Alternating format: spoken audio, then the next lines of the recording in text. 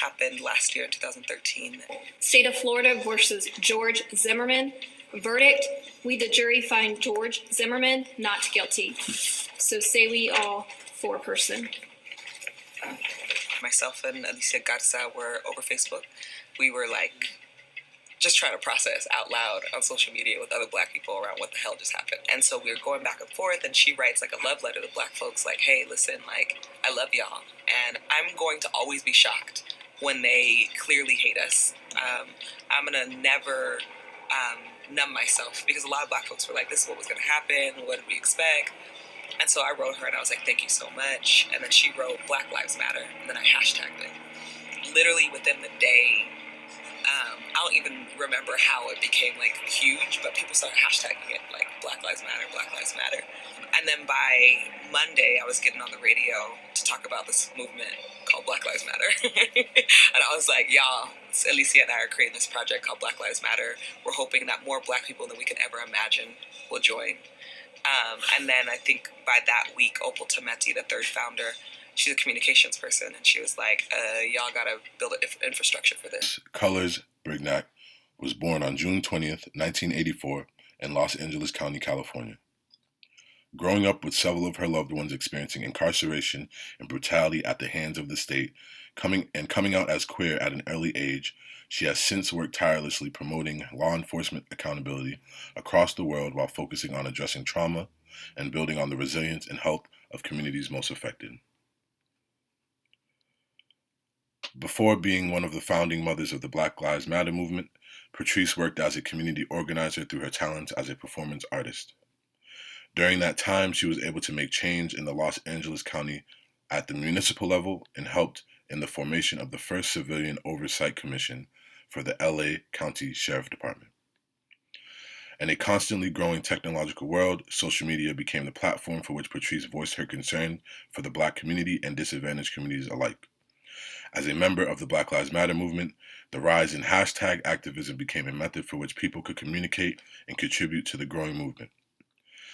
At its peak, Black Lives Matter had over 700,000 followers, and by September 2016, the phrase Black Lives Matter had been tweeted over 30 million times.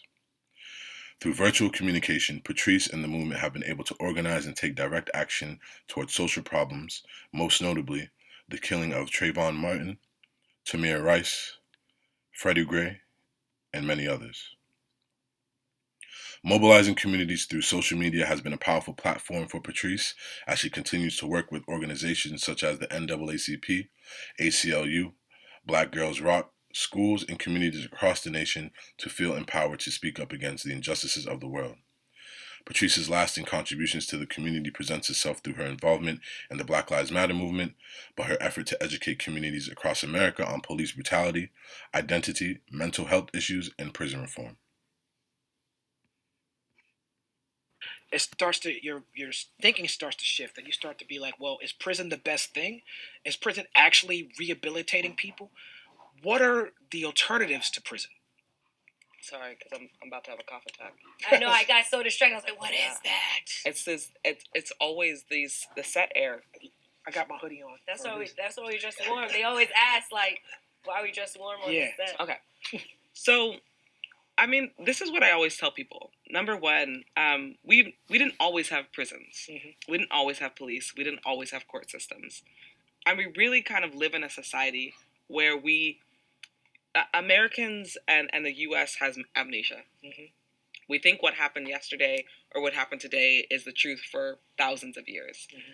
And my argument to people is, if we actually look at the jail and prison population, the majority of people that are in those in jail cells are people who are mentally ill, mm-hmm. who are drug addicted, mm-hmm. who've dealt with domestic violence.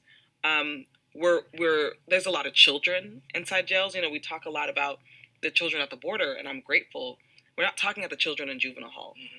And so this kind of conversation about who is in our system is rarely talked about. Mm-hmm. Because when you start, especially as an abolitionist, that's what I identify as, the first thing people ask is, what about the rapists and the murderers? Mm-hmm. And I always say, let's just take a pause. I want to just have a different conversation. What about people with mental illness? Mm-hmm. What about people who are homeless? Mm-hmm. What do we do with those people?